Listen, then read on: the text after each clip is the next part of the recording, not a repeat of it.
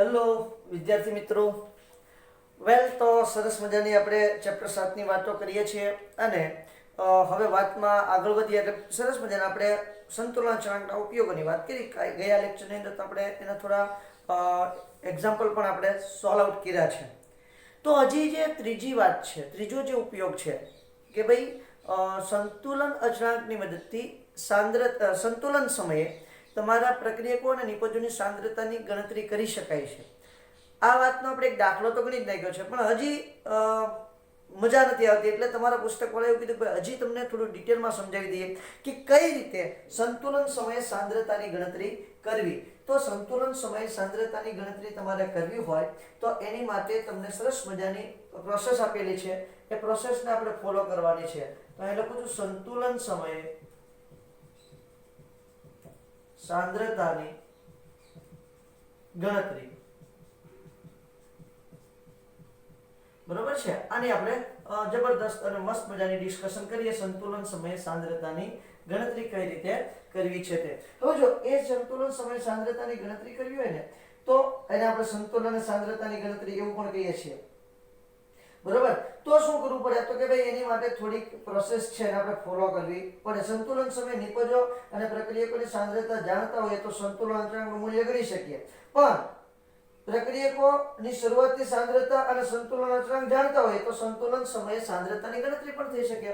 સંતુલન સમયે, કારણ કે આપણને ખબર છે કે સંતુલન અચળાંક બરાબર નિપજોની સાંદ્રતા છેદમાં પ્રક્રિયકોની સાંદ્રતા. એટલે સંતુલન સમયે પ્રક્રિયકો અને નિપજોની સાંદ્રતા જાણતા હોઈએ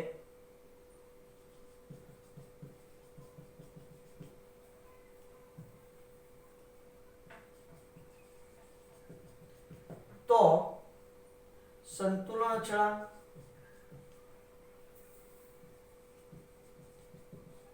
શોધી શકાય. તે જ રીતે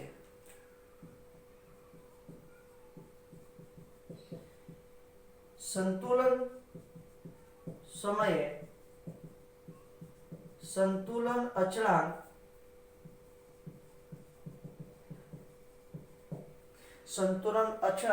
અને પ્રારંભિક સાંદ્રતા પ્રક્રિયકોની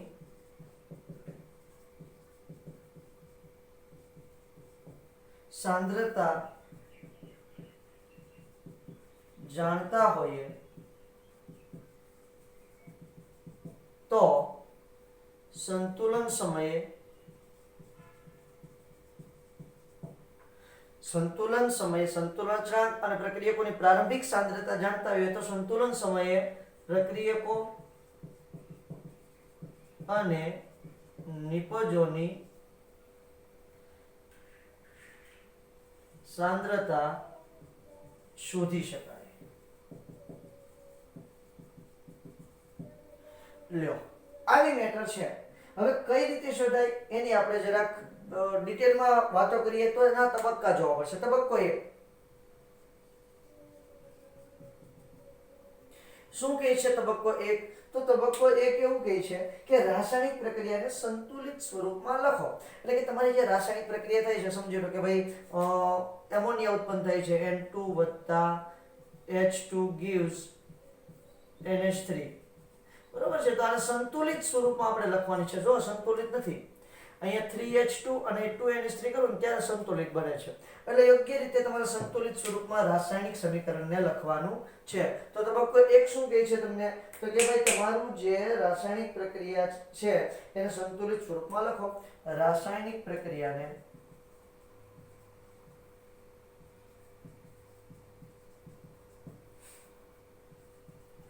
સંતુલિત સ્વરૂપમાં લખો. આ તબક્કો 1 છે. હવે વાત કરવી છે તબક્કા નંબર 2 ની. શું કહે છે તબક્કો 2? તો કે તમારી પ્રક્રિયા છે, પ્રક્રિયકો અને નિપજો છે, એને કઈ રીતે નીચે સાંદ્રતા દર્શાવવી એ વાત કરવાની છે. તબક્કો 2. તો જો શું કરવાનું છે તે. એમાં શું કરવાનું છે? શરૂઆતની સાંદ્રતા દર્શાવવાનું છે. આ જે રાસાયણિક સમીકરણ લખ્યું છે એમાં શું કરવાનું છે? સૌથી પહેલા નીચે સમીકરણની નીચે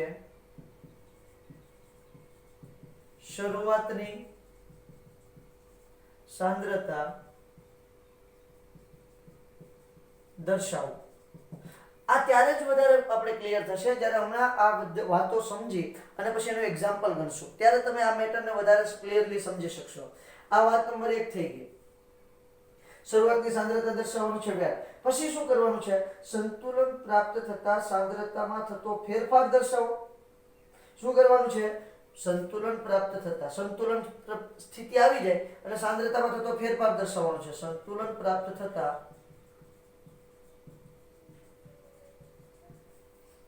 સાંદ્રતામાં થતો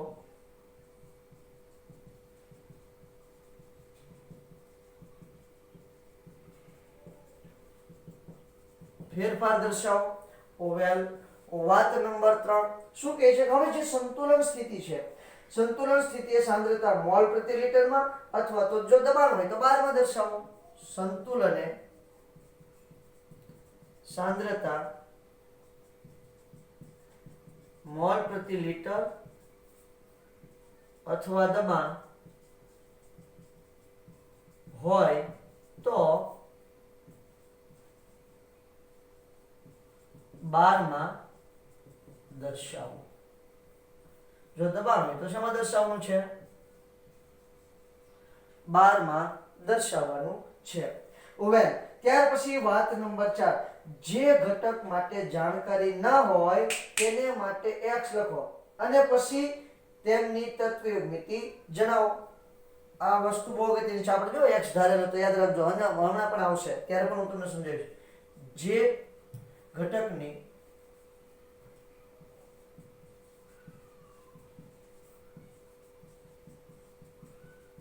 જાણકારી ન હોય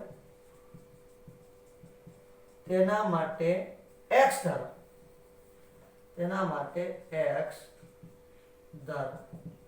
જે ઘટકની જાણકારી ન હોય તેના માટે x ધારો અને પછી શું કરવાનું છે? તો કે ભાઈ પછી તેમની તત્વીય મિતિ જણાવો. પછી તેમની તત્વયોગ મિતિ જણાવો. એટલે કે તમારા સમીકરણમાં જો 2 મોલ હોય તો પછી 2x રિલેટેડ આપણે સૂત્રની અંદર ગણતરી કરીશું. સમજી લો કે ભાઈ તમને માહિતી નથી, ભાઈ N2 + 3H2 gives 2NH3, અથવા તો આપણે કોઈ એક સામાન્ય એક્ઝામ્પલ લઈએ તો વધારે મજા આવશે. ચલો, A + B gives 2C. બરાબર? હવે સમજી લો કે તમને શરૂઆતની સાંદ્રતા ખબર છે, આની 1 મોલ અને આની કેટલી હોય? શરૂઆતમાં તો નિપજો હોવાની જ નથી એટલે 0. હવે તમને કેટલું એનું વિયોજન થાય છે એ તમને નથી ખ્યાલ. એને કેટલું પ્રક્રિયામાંથી નિપજમાં કેટલું બને છે એ નથી ખ્યાલ. એટલે આપણે શું લખશું? 1 - x. ઓકે, અહીંયા કેટલા મોલ છે? 1 જ મોલ છે એટલે કોઈ જાતની ચિંતા નહીં. અહીંયા પણ કેટલા મોલ છે? 1 મોલ છે એટલે અહીંયા પણ 1 - x કરીશું. જો અહીંયા 2 મોલ હોત તો 1 - 2x કરવાનું હોત. બરાબર છે? અને અહીંયા જો અહીંયા આપણે લઈ લીધું, સમજી લો કે x, પણ અહીંયા કેટલા મોલ છે? 2 મોલ એટલે તત્વયોગ મિતિ એની કેટલી લખવાની છે? 2. આ રીતે તમારે સૂત્રની અંદર કેલ્ક્યુલેશન કરવાની છે. બોલો, થાય વાત ક્લિયર? વેલ ત્યાર પછી આવે છે તબક્કો 3.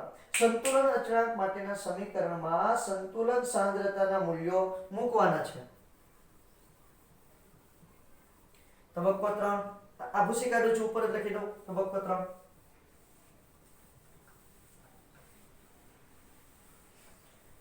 સંતુલન અચળાંક માટેના સમીકરણમાં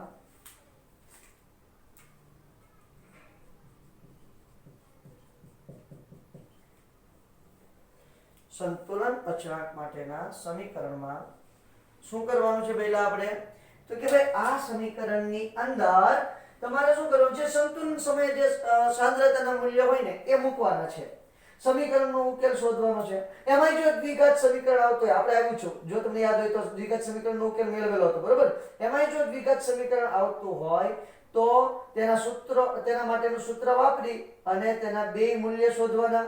હવે એમાંથી જે સ્વીકાર્ય હોય તે નક્કી કરવાનું છે. અહીંયા લખું છું સાંદ્રતા. શું કરવાનું છે? સંતુલન સમયની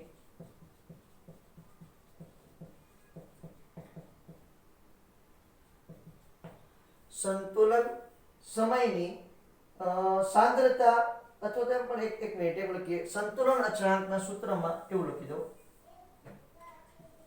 સંતુલન અચળાંકના સૂત્રમાં સંતુલન સમયની પ્રક્રિયકો અને નિપજોની સાંદ્રતા ના મૂલ્યો મૂકી ઉકેલ મેળવો.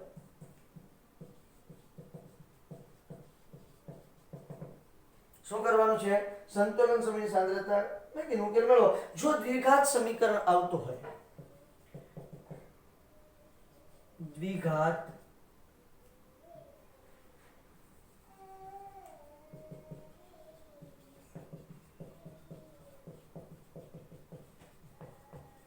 આવતું હોય તો તેનું સૂત્ર મૂકી બંને ઉકેલ શોધવા.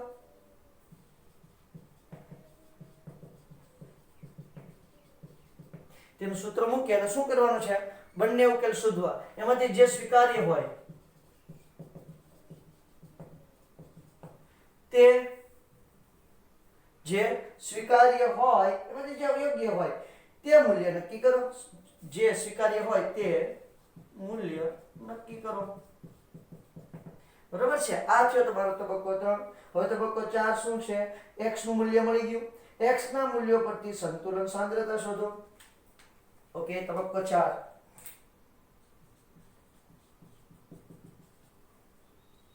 x ના મૂલ્ય પરથી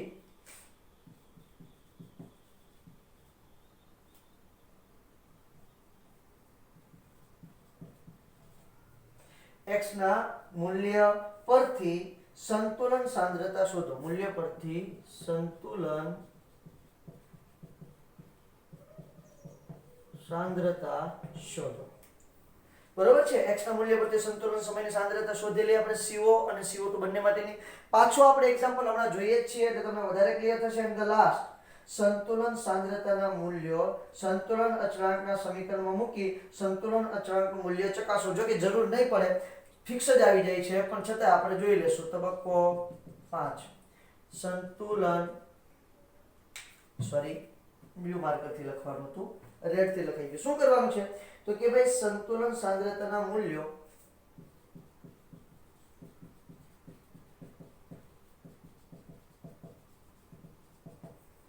સંતુલન અચળાંકના સૂત્રમાં મૂકી સંતુલન સાંદ્રતાના મૂલ્યો સંતુલન અચળાંકના સૂત્રમાં મૂકી સંતુલન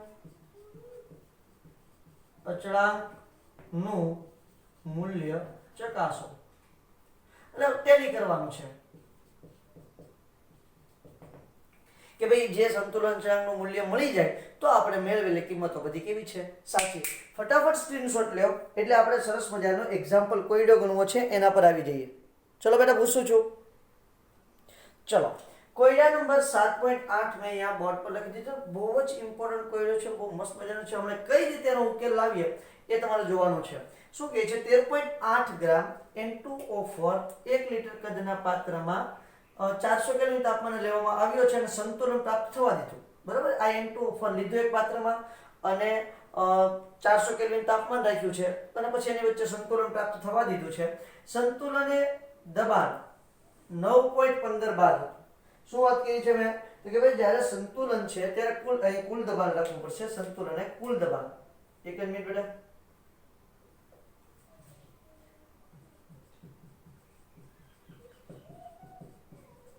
સંતુલને કુલ દબાણ 9.15 બાર.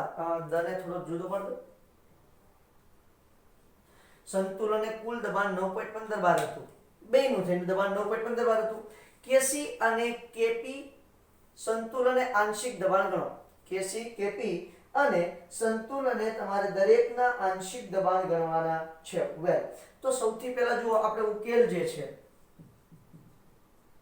હમણાં સરસ મજાનો આપણે તબક્કા 5 તબક્કા ભણ્યા છે એ તબક્કાની વાત કરવાની છે. પહેલા સંતુલન સમીકરણ લખો. N2O4 gas gives 2NO2 gas. બરોબર છે? ઓકે, આખી ઘટના બની છે.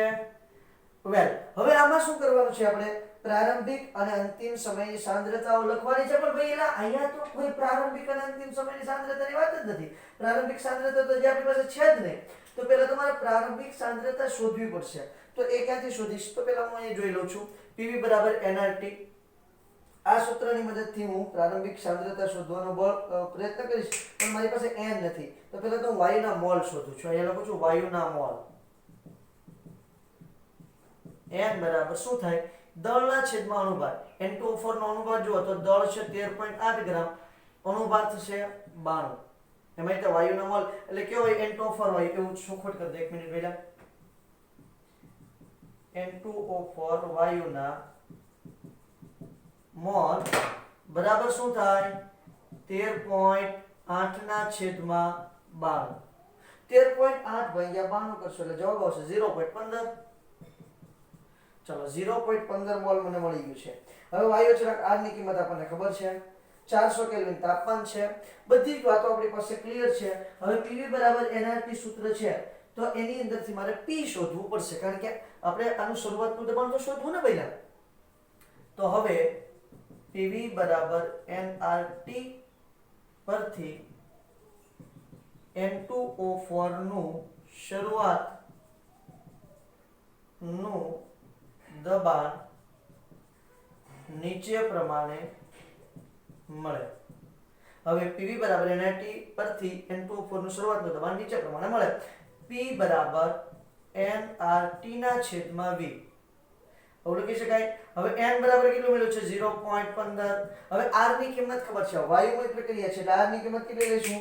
તો કે ભાઈ મારે r ની કિંમત લેવાની છે 0.083 bar litre mole inverse kelvin inverse. હવે આ બધું નથી લખતો કારણ કે બાલી મોકેટ થશે. આ ખાસ તમારે યાદ રાખવાનું છે. T બરાબર કેટલું છે? 400 કેલ્વિન તાપમાન છે છેદમાં 1 લીટર છે. V કેટલું છે? 1 લીટર તમને અહીંયા આપેલું છે.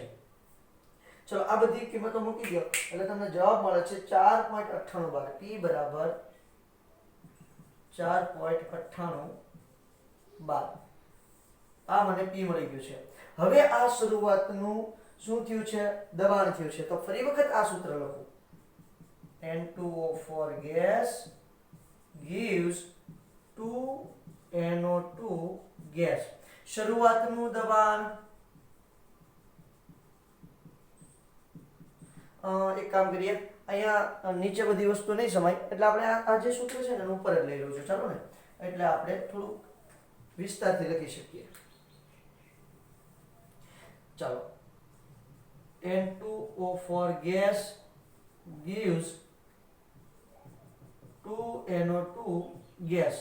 શરૂઆતનું દબાણ કેટલું છે? 4.98 બાર. જો જરાક શરૂઆતનું દબાણ કેટલું છે?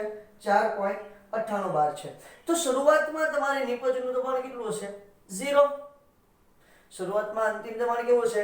0. હવે આપણને બીજી કઈ માહિતી ખબર નથી, તો અમારે શું કરવું પડશે? હવે સંતુલન સમય છે તો સંતુલન સમયે સંતુલને દબાણ. જો કુલ દબાણ નથી લખવાનું, કુલ દબાણ તો આપણને આપી દીધું, આંશિક દબાણની વાત છે. આનું પોતાનું દબાણ છે.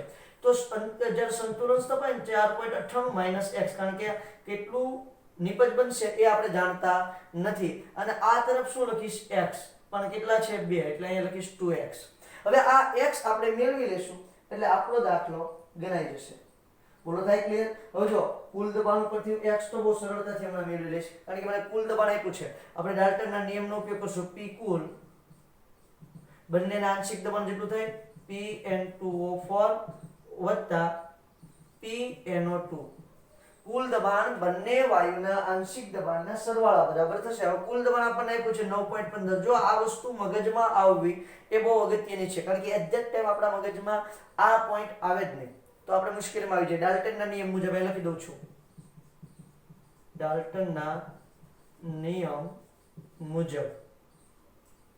તો આનું જો શું થાય છે 4.98 માઈનસ x અને આનું થશે વત્તા 2x. 4.98 માઈનસ x વત્તા 2x. આ રીતે આપણે લખી શકીએ. ઓકે છે, લખી શકીએ. ચલો ભાઈ, નો પ્રોબ્લેમ. હવે આમાં હું શું કરીશ કે ભાઈ આ બધાને વચ્ચેથી કાઢી નાખો ને. હવે આ કૌંસ જ છોડી દઉં, કોઈ પ્રશ્ન નથી. ચાલો, 2x - x એટલે શું થઈ જાય? x 9.15 બરાબર 4.98 પ્લસ x થશે. x ના સૂત્રનો કરતા બનાવીશ એટલે આ પદ આ તરફ આવશે એટલે x બરાબર શું થાય? 9.15 માઈનસ 4.98. હવે તમને જે જવાબ મળે છે એ તમારું શું મળી ગયું છે? x ની કિંમત મળી ગઈ. કેટલી આવશે? 4.17. આ x મળ્યું છે. હવે એના પછી NO2 ની સાંદ્રતા કેટલી થાય? આંશિક દબાણ PNO2 બરાબર 2x છે. સોરી, PNO2 બરાબર શું છે? 2x. આ તો કઈ વાંધો નહીં ને. હવે તો આપણે શું કરવાનું છે? 2 * 4.17.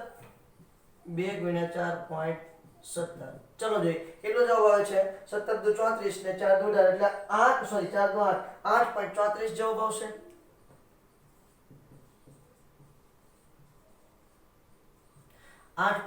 ઓકે. હવે સાથે સાથે PN2O4 એનું પણ દબાણ શોધી નાખીએ. આંશિક દબાણ PN2O4 બરાબર શું છે? 4.98 માઈનસ ડાયરેક્ટ કિંમત મૂકી દઉં છું 4.17. 4.98 માઈનસ 4.17 એટલે અંતે કેટલું વધે છે? તો કે અંતે વધશે 0.81 બાર. ચાલો, હવે શું શોધવાનું છે? કેટલી વસ્તુ મળી ગઈ? આંશિક દબાણ મળી ગયા છે. હવે Kp Kc શોધવાના છે. હવે Kp અને Kc શોધવામાં સૌથી પહેલા આ પ્રક્રિયા કેવી છે? વાયુમય વાતો થાય છે. એટલે મને સૌથી પહેલા શું મળે છે? Kp મળશે. એટલે Kp બરાબર P NO2 નો વર્ગ ના છેદમાં PN2O4. PNO2 ના વર્ગના છેદમાં PN2O4. ચલો, તો અહીંયા શું આવે છે? 8.34 નો વર્ગ છેદમાં શું આવે છે? 0.81. ચલો, 8.34 નો વર્ગ કરો ભાગ્યા 0.81 કરો. શું જવાબ આવે છે? 85.87. 85.87. આ તમારો જવાબ આવી ગયો Kp નો. અહીંયા જવાબ એકમ આવશે 12.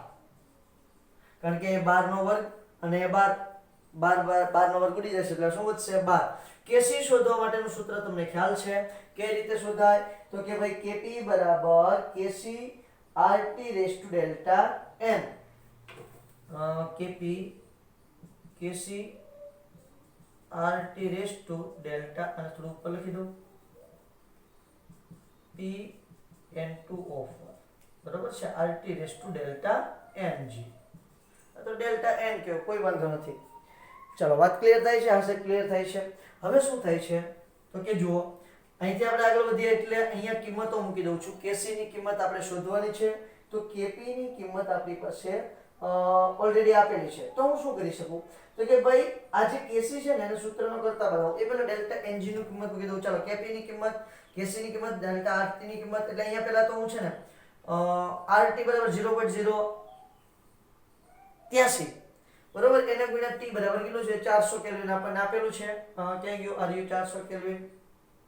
અને ડેલ્ટા ng કેટલું થશે? 2 - 1 એટલે શું થશે? 1 થશે. એટલે અહીંયા લખી દઉં છું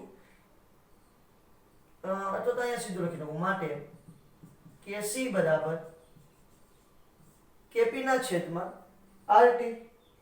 Kc બરાબર Kp ના છેદમાં શું લખી નાખું? RT.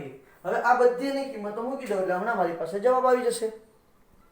મૂકો જોઈએ બેટા, બધાની કિંમત મૂકો. ચાલો, જો અહીંયા Kc બરાબર શું છે? અહીંયા મૂકું છું કિંમત, ધ્યાન આપજો.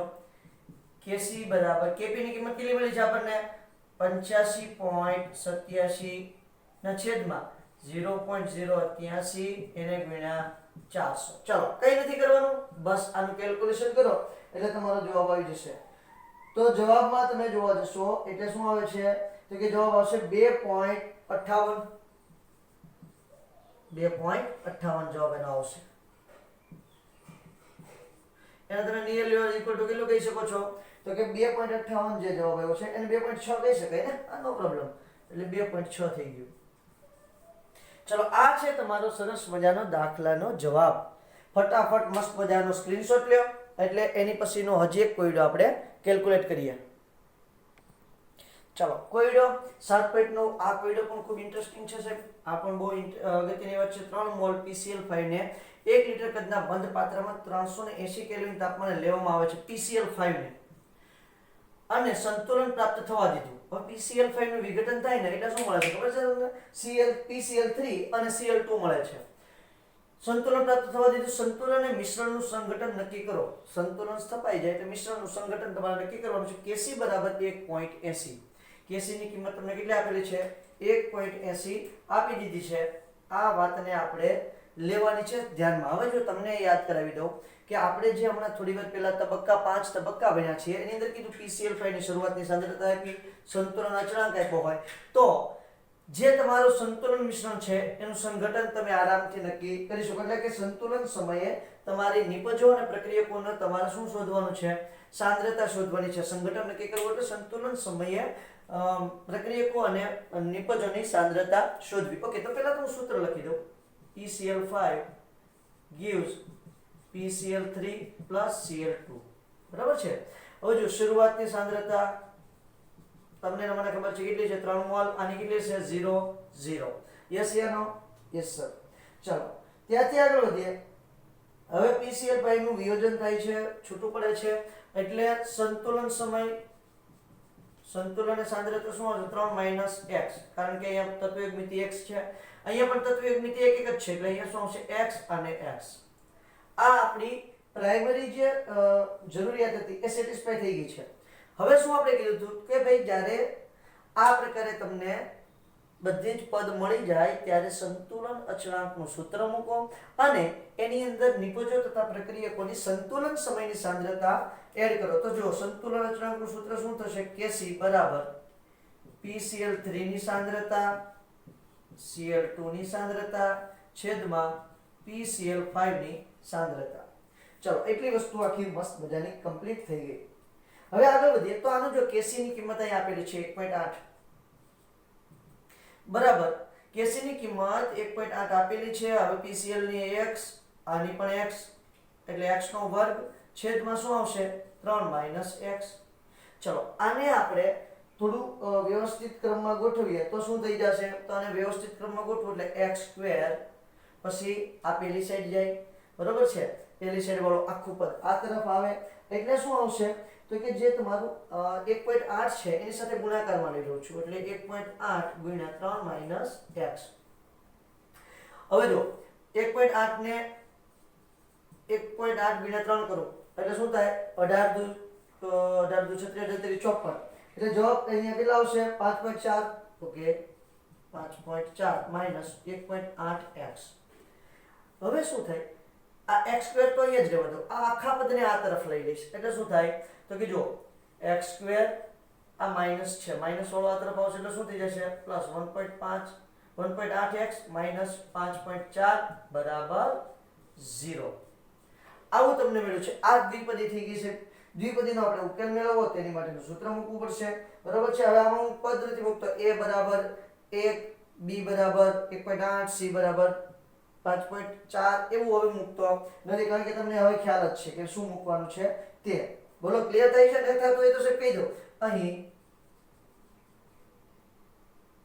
દ્વિપદી નો ઉકેલ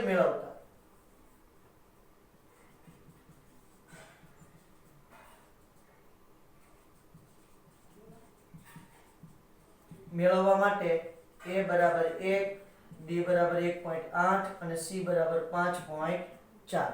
ચલો, આવું આપણે કંઈક કેલ્ક્યુલેશન કરવું પડશે. હવે આપણે સરસ મજાનું સૂત્ર મેળવીએ છીએ. તો સૂત્ર મેળવવા માટે તો એનો આપણે ઉકેલ મેળવીએ છીએ તો એનું સરસ મજાનું સૂત્ર મૂકવું પડે. ચલો, તો એનું સૂત્ર શું છે? તો યાદ કરી જો x = b². બરોબર છે? પ્લસ ઓર માઇનસ ખાલી b +or - √b² - 4ac upon 2a આવું સૂત્ર છે. સૂત્ર મૂકી દઉં x is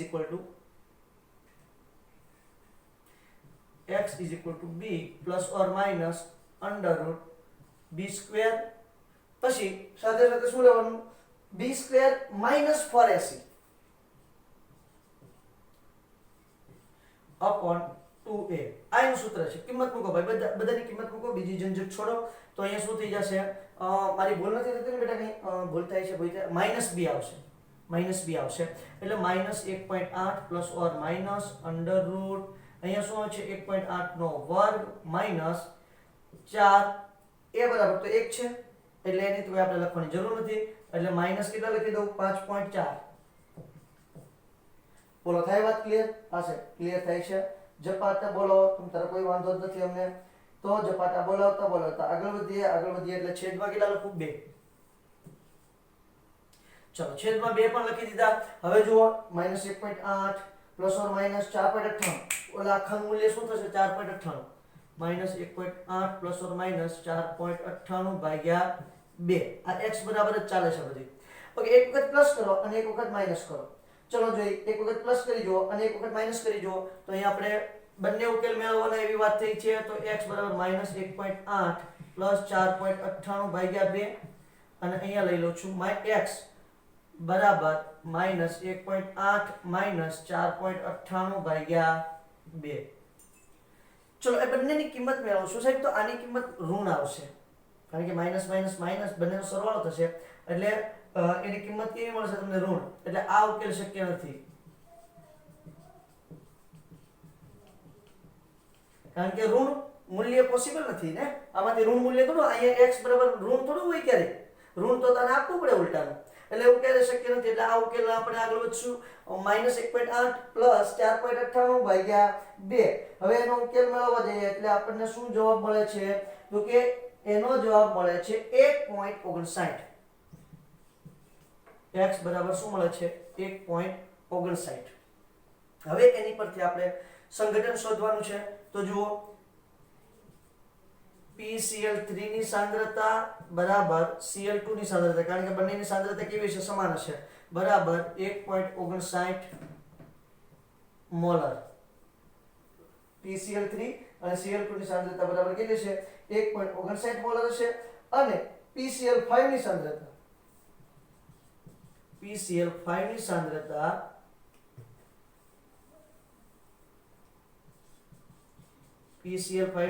બરાબર 3 - x બરાબર શું આવશે 3 - 1.59. કેટલી સાંદ્રતા આવે છે જુઓ જોઈએ. PCl5 3 - 1.59 એટલે જવાબ આવશે 1.41 મોલર.